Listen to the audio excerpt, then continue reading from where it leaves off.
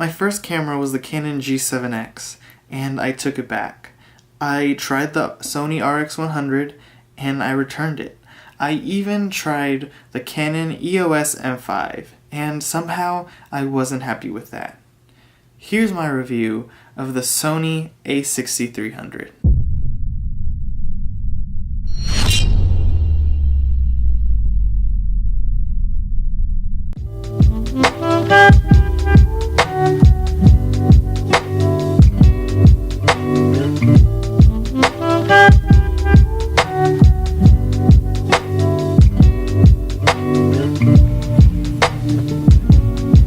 Traffic.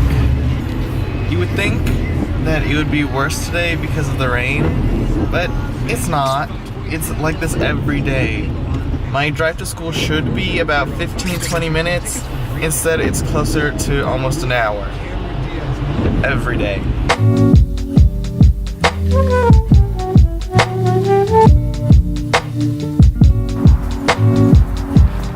Today seems like a pretty good day for a video.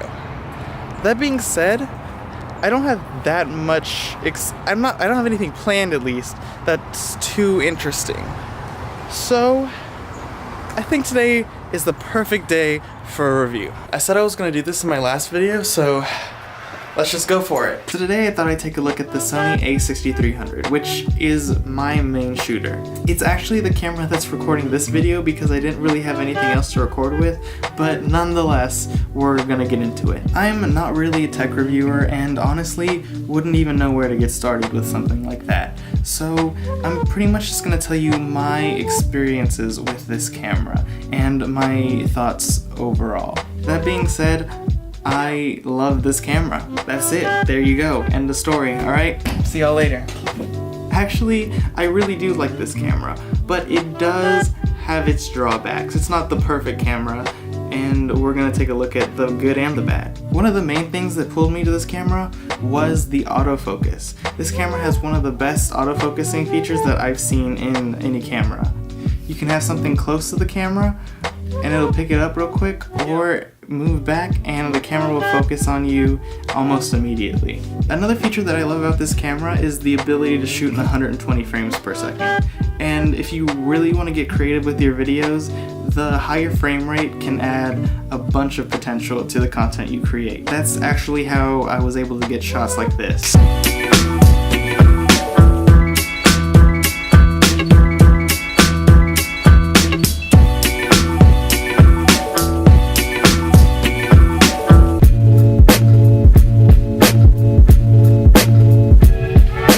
The size of this camera I think is pretty great. It's small enough to where you can still take it almost anywhere you go, but it still has enough size to it where people will take you somewhat seriously and it doesn't look like you're walking around taking pictures with a point and shoot. This thing feels solid. It's built out of metal and it feels really nice in the hand and it's really good to carry around.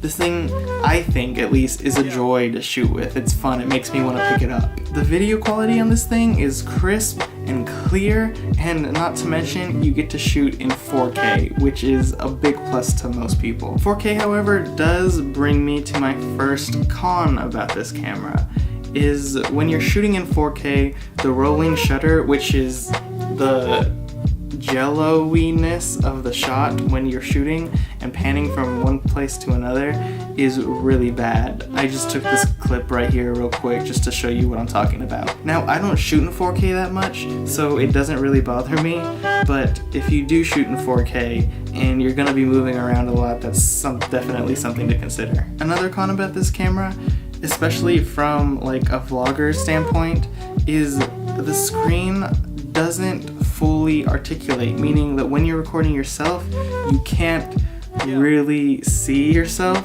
However, I haven't found that to be much of a problem because with the kit lens on this thing, the picture's usually so wide that if you think you're in frame, you're probably in frame. Okay, last con is there's no in-body stabilization. So the kit lens itself and some other lenses have image stabilization. They have image stabilization built into them, but the camera itself does not have stabilization. So some of your shots come out a little shaky if you're not careful with them. Another thing to point out is the battery life. Just because of the nature of mirrorless cameras, the battery is not gonna last you as long as it would on like a DSLR or a bigger camera like that. Obviously, because there's more space for the battery if you have a bigger camera. So if you're kind of a modest shooter and you're taking a couple pictures and videos throughout the day, you should be able to get through the whole day. But if you're trying to shoot a small film, or you're just, you know, trying to test it out and be creative and shoot as much as you can, you definitely might want to think about bringing a couple extra batteries with you, at least one.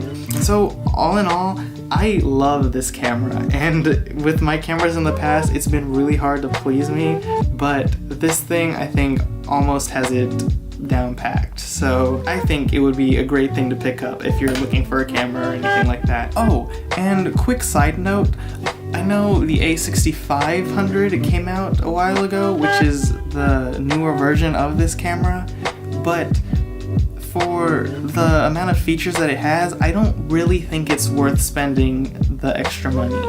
I mean, the only two things I can really think of that stand out is the newer one has image stabilization built into the camera, and it has a touchscreen, where this one does not. But from what I've heard, the touchscreen doesn't work very well, and it's not that easy to use. And if you're gonna use a lens with image stabilization built in already, then I don't see a point of spending that much extra money just to get image stabilization in the camera as well. If you plan on shooting with a bigger lens that doesn't have image stabilization built in, then maybe the newer version is something to look into.